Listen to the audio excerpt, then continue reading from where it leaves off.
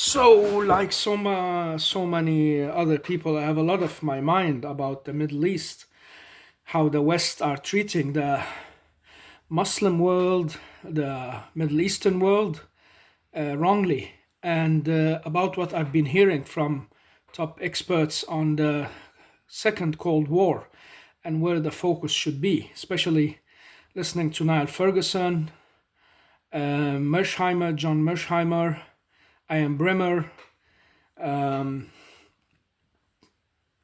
Noah Harari, Yuval Noah Harari, among others like Ray Dalio and different other very prominent voices in these matters. And in earlier days, been listening to especially Kissinger's explanations on what's going on and trying to see different perspective of it. So I have a lot of my mind I want to talk about, and I don't know what I want to say or start with, but I want to talk about the Middle East. This is my main focus, and the Middle East is lost between the East and West once more, trying to find its own identity and not being able to or not given the space to. And so maybe I can be a little harsh and say from the beginning that the West has lost the battle over the Middle East by the way it has treated the identity in the Middle East. It wanted to both control it and have it on its side and keep it empowered so it can face the threats from the other places. And so, if what they are saying is right about the challenge between the United States and Russia, and especially China, is coming, and that we just kicked in a new Cold War scenario, the Middle East will become very important once again as a place of containment, a border against especially the East, if you're looking at it from Washington and the West, as we usually are, and a place of empowerment for your thoughts and ideas and an ally. And so, how has this Middle East been left for a century? I know they know better than I do, those who have been working in these issues and have written reports and been following the traits of how they've been doing in the Middle East. So the Arab Spring was not just an Arab Spring that came all by itself. We learned later that people from the Obama administration and other influential people in especially Washington wanted it to happen because they needed a more strong and free and empowered region that did not fall into the hands of shifts but stay closer to the liberal capitalistic Western way of life. And all that was good enough until we saw how it changed in Russia and how China used both capitalism, oligarchism, and the free market to keep its own political and philosophical tendencies different from the West and in challenge of the West. And well, that was a lost spring for the Arab world because, well, they had to reorient themselves between East and West, and truly both China and maybe through other countries, also Russia got to have good relations with the Arab world through Turkey, especially get some alliances, and not to mention Iran. And so, where is that Middle East heading? And what is the important and role of it in all this that's going on between the big superpowers? And I just heard there are two opinions, one of John Mersheimer, the other of Neil Ferguson, where I can see that Mr. Mersheimer wants America to focus solemnly on China and in many ways put the other issues a bit secondary. Not that they are not important, that's not at all what he's saying, but it will take the power and energy from the look at the basic challenger. And Ferguson, he's differing from that view, saying that no, the Middle East and the Israeli situation and Africa should be in great focus for the United States exactly because of that challenger, because of China. Otherwise, they will lose them and lose their relation to them. And what made his mind up, now I am quoting him, in an indirect way. He said when he looked at the a problem with the Huawei phones in back in 2017-18 and the big market split that happened there, and he could see, he said, the new map of the Cold War plotting in everyone who wanted to go with the iPhones or wanted to go with Huawei or against it actually took part of where they are going to stand in that technological and trade fight that was going to happen between the two superpowers, and that's happening today. And so he could see some countries where can we get little of both, and that's very fine, well said, because that's exactly the truth also for the rich countries in the Middle East area. They both want the relations with China and Russia and whatever countries to the east can open their markets and hands to their money and attention.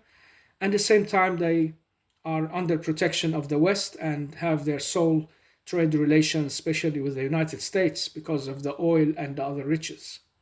So, in what state has this Middle East been left in order to wake it up to life again? The West has been keeping it shattered and has turned a blind eye to many, many decades of suppression under dictatorship that has become known today after 10 years of the Arab Spring. So there is nothing I'm saying here that people won't be able to see or talk about or hear in the news. But what happened after that is maybe of more of interest. It's the Middle East has been led to change its identity, like go more democratic, all in, maybe by force or pressure or indirectly or by agitation. And that's a good sign for looking from the West for the Middle East, because people will be more free, have the free market, basic human rights. Who would oppose that? Everyone would think, wow, that's more to prefer than these surveillance and suppression societies where people are put in prison and one man, one rule forever. But the neglection in all this is that the Middle East has had its own identity, whom the West and the East thinks they could wipe out. And that's the third force that I should maybe talk more about. It's the force of the Islamic culture and world. And it's growing and getting stronger and has been under focus under different decades. And some are more positive, others more negative to it. But that's a third force that has not been wiped out in the time that went after the Turkish fall of the Ottoman Empire. And despite several attempts, the identity of that is just under the surface and a part of it. And we can see sometimes big reactions against the West because of it. And a kind of alliance with the more soft nations, because a trait in China, as I have been listening and reading, is that they do not interfere in people's cultural beliefs, at least when they are a trade partner and ally. I'm not talking that they don't do that when people are minorities in their own countries, because those Muslims living in West China are a great example of how suppression can happen because of the fear of the diversity. But at least they are not wanting to interfere in the Arabic Muslim culture. That's what they're showing, at least. And so with Putin, he does not want to change it. He don't go with both legs of interest and ideals and want to do both at the same time. So maybe that's the basic challenge for the West. They want to do two things at one time, or have double casquettes, or maybe split personality disorder that makes them want to both change the Middle East into democratic, capitalistic, idealistic societies of freedom and equality and brotherhood and all the slogans.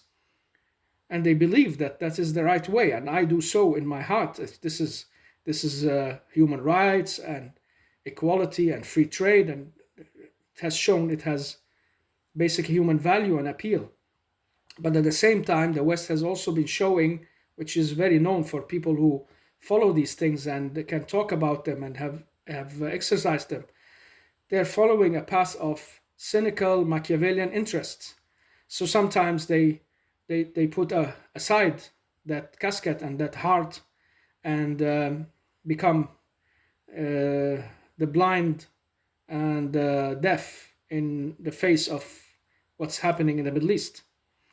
So even though they know it's wrong. And why is that? Because they are afraid of that identity that could shape the Middle East, especially the Muslim one. Whether it's Islamic or not, it's not the issue. It could be a democratic Muslim way of life. It could be a capitalistic, liberalistic Muslim way of life. And they seem to like that more, but in generally, there is a kind of opposition historically seen to the idea of letting the Middle East grow again. There's this great danger they call Islam and what it brings with it, and the great picture of that Islamic demon wiping out every opposition and taking over in many places. So that's why it becomes more of the national interest to wipe that out and keep it under control than build on it and give it the space to be a true ally, and thereby truly being able to oppose your opponents to the east and have a good ally in the Middle East. But that's a question of choices. And I think the choice should be to give the Middle East that chance of having its own identity and become the better ally, because there are more in common with the West than there are with these nations in the East. Even though many in the Middle East at the moment see that they have a lot of common traits with China, Russia, India, and so on to the East. It is because they have not found their true identity or left to evolve it. Once they do, they will find that the Western secular Christian world is the closest one to their way of life and ideas. It sounds strange in many ears because the propaganda has been hard and rough, saying that everything from that religion and identity is bad and is a clash of civilizations and crusade history. And after that, many of the troubles that have been between East and West has been Islamic Christian and has been between the Europe and especially Middle Eastern area. But in truth, this is the way forward. And so this crushed Middle East cannot suddenly become that power they want it to be, and the ally in face of a new challenger from the East with a lot of material and abilities, and not the least people. The numbers are huge. As they say, there is the factor of the population, the economy, and one rule, the size of the geography, and the alliances that makes China very special and important, especially for the Middle East. Add to that their way of trades and the way of like adhering and respecting the cultures they meet. There is a sense of deep respectlessness in those cowboys in the West, and they have had it all the way back from when they brought it to United States, the English race and the Aryan race and the special race they think they are. And they've always been looking down on people with other cultures and religions and abilities, saying that they are inferior, and they have been fueling those theories and thoughts and ideas for hundreds of years. And especially the reluctance to understand the Muslim world is very big in the West, and that's why it makes it more easy for the Middle East to look towards China, in my opinion, and to look towards countries that do not interfere with their culture or can see that they have been suffering the same mentality from the West that they have, and so they find a common goal in that. But they are not closer to them, and the Afghan war is one of the greatest sign of that, because they could find more common ground with the Western hemisphere than they could with the Russian and Soviet hemisphere at that time. And so it's also a question of values. And I believe the Middle East is closer in its values to the West because of certain traits. First of all, the belief, even though it's not always deep and profound, they believe in one God. So they are both built on a monotheistic view of the world. Secondly, the belief in the value of the human individual. And this is also an important trait. The human individual in the Middle East is also looked upon from the Islamic literature and the modern reformist literature as something important. Thirdly, the view on economics. The free trade in the Middle East is much like the one in the West, and some sources have showed that the inspiration came from the Middle East, and the way of mercantilism and free trade and non-suppressive measures by the states, like to leave the market open, came from how it was practiced in that Islamic empire, and got into the ways of the thinkers in the West through Hobbes and Locke and different others in the 1600s, where the Islamic world in generally, despite its division and troubles, had this very active trade relation with the world and with the West and internally. And so the minimum state and the large market and the open market that's built on trade and understanding and deals is part of both nations. It's not the centralized one party state that should control, or one type of government state that should control it all. It's more decentralized and has been for a long time also in the Islamic empire to some level, with different shifts, of course, into centralization at some areas with the Turks and before that the Abbasids. I'm not blind to that, but basically they are open in their way of trading, and that suits the West very well, and it's like the ways in the West.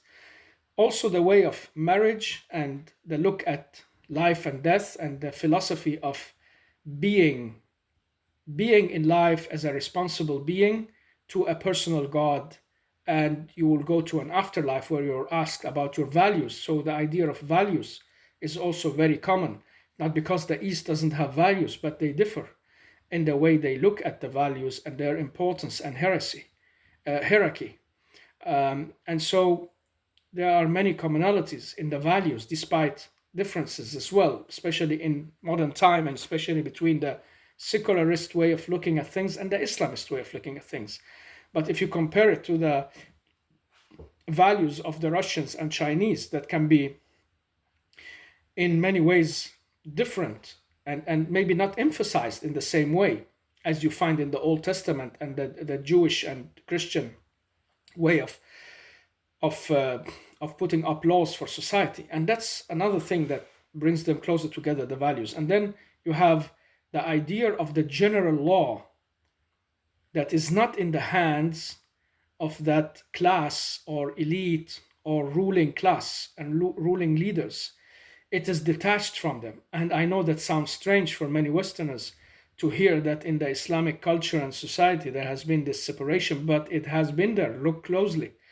From the beginning, you had, of course, the Prophet was one in all, but after that, the judges were not the same persons that led the rules. And sometimes the rulers, especially in the first part of the Islamic area, what gives a golden age, they were sometimes summoned to the judge in the court because of some disputes, even though they were related to the Prophet's family or had special what can you say, special relations or had special status in society.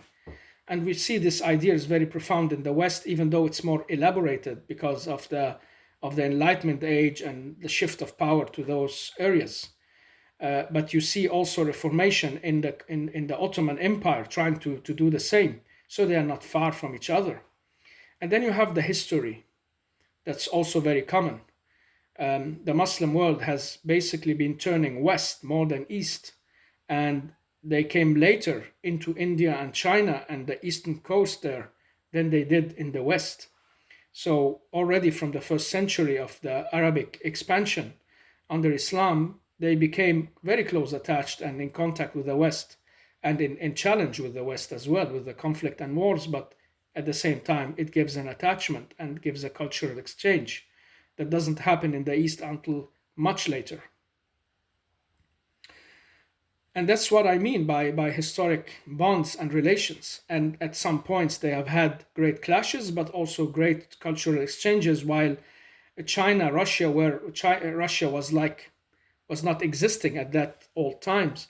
It was different nations, Slavic nations, and China was closed entity, as we know from history. It was really in isolation and isolated itself from the surrounding world. And despite that, the Muslim conquerors came into China and opened part of it, and went all the way to the what's called Western China today, Xianghong and these areas. And that's what makes the big minority of Chinese Muslim there until today.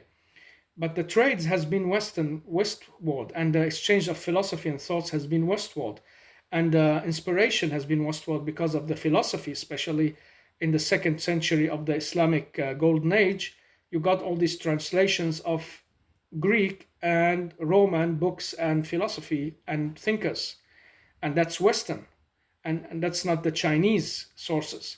Even though we know that has been a description of the Hinduistic society at that time by a great scholar, Shahrastani, who made a very profound and deep,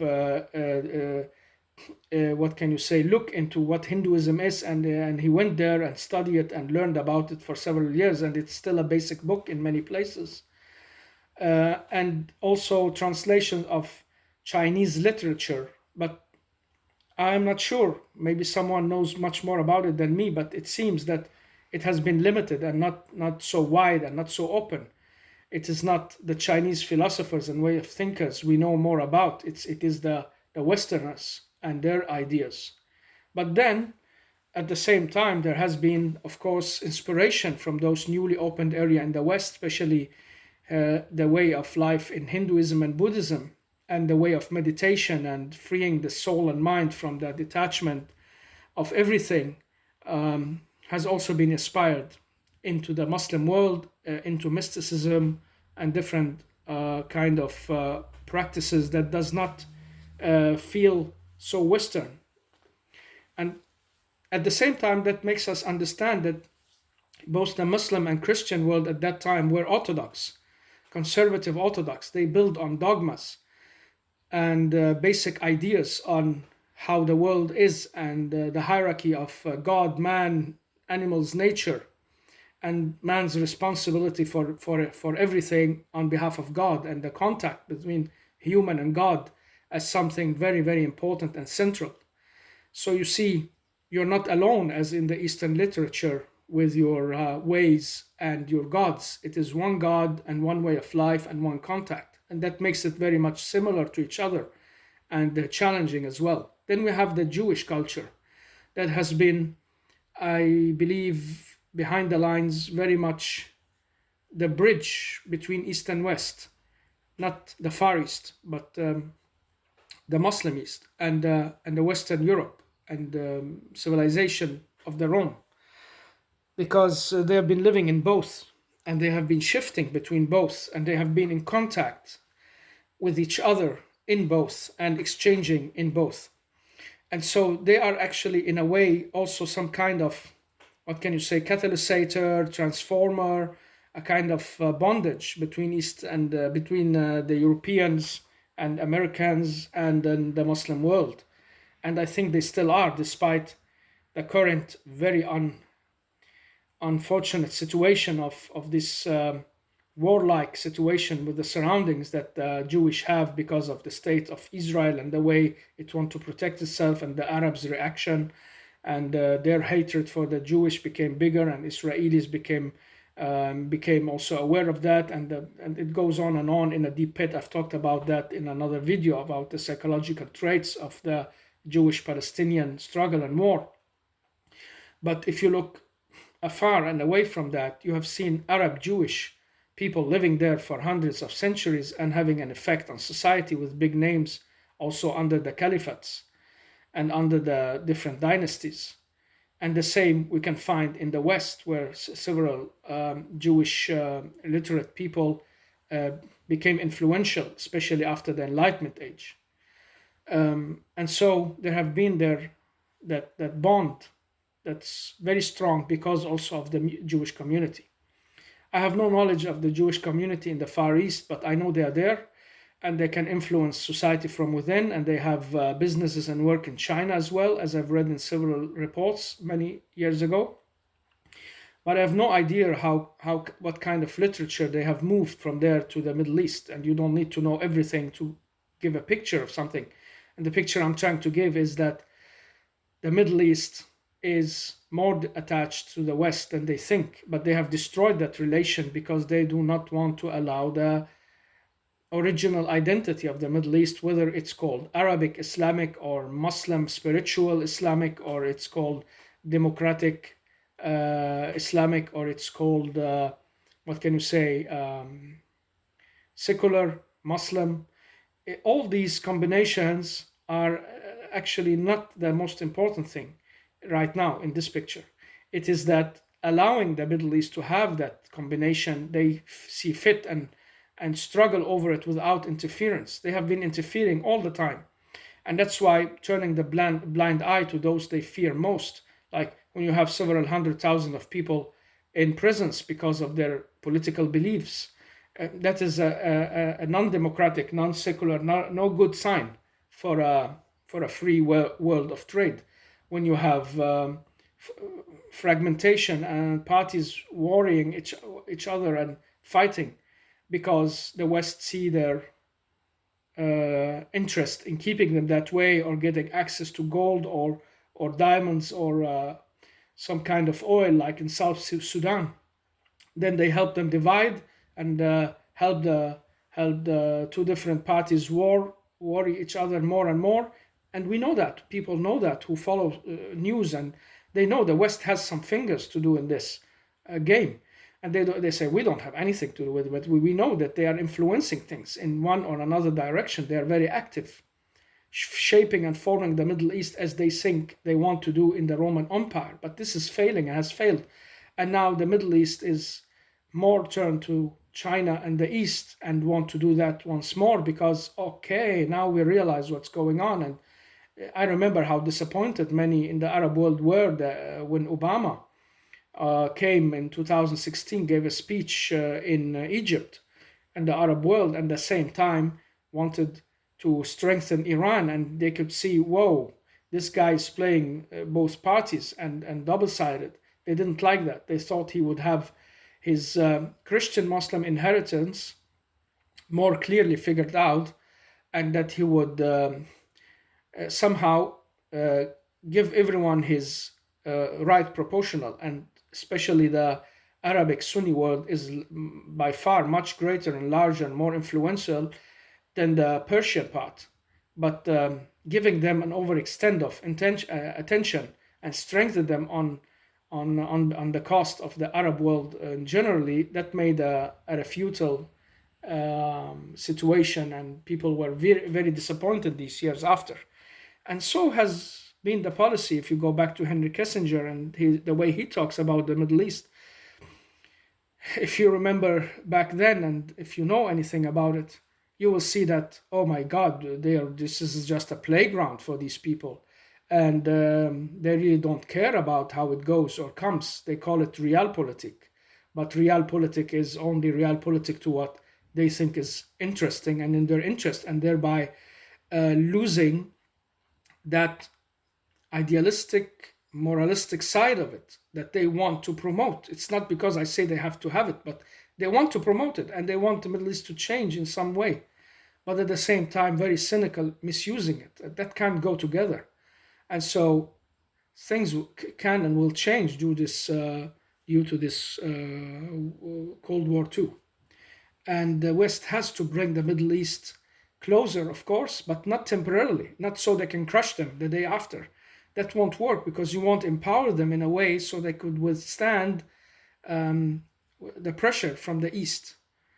Maybe they think that's feasible and that's going to work, but I don't think, because it will crash from within, and the Middle East will be turning partly towards the East, partly towards the West, and it won't uphold that strength and union and understanding that it wants. And now you can say, well, is there at all any understanding or union? Isn't it all just fragmented altogether? And dictatorship upon dictatorship, yes. And that's why I say the West has had a role to play in this, all the way back to how they played both sides, the Jewish and the Arabs in the area. And there are some theories people don't talk about that the West has a big role in insurging Israel there, because not only because they like the Israelis and want to help them and they are democratic, but because that's a way of keeping them in balance. Each party using his and her force and power to always be in need of the help of the major power. I'm not saying that Chinese won't do the same, or the Russians, but right now it's the West and its responsibility and what it needs to do. So this is the thoughts I got by listening to these experts and how they spoke about the American, Russian, and Chinese Cold War too, and how they want to bring the Russians closer, but nobody's talking about the Middle East in details, at least not the way that gives it its self-respect back. They're talking about it as a playground, as a place. Okay, now we can turn them our way. Let's do that. It's easy. Give them some money, help the regimes to control the people and the opposition, put the others in jail, and we have them on our side. But they forget the tendencies for people to revolt and change things from within. And it will weaken the society from within. If you want them truly on your side, you must let them have their identity and then be the respectful ally instead. And then you can say you will be fearful they will come quickly back on their feet and with a saber attack the West and change it into the Islamic way and mentality. And that's a plausibility, because that's why they've been keeping them down. They're afraid of that most of anything else. And so if you're afraid of that, you have to deal with the Chinese Cold War in a different manner, because you won't have that strong and potentially allied Middle East like you want it to be. My opinion, and what is my opinion worth? Not much. And unfortunately, I just see that a third way is needed here than those who have been used. There must be true bridge buildings that shows the Middle East that we want you to get your identity back and stand on your feet, because that's the only and best secure way for both an open world and because we have so many commonalities in between us.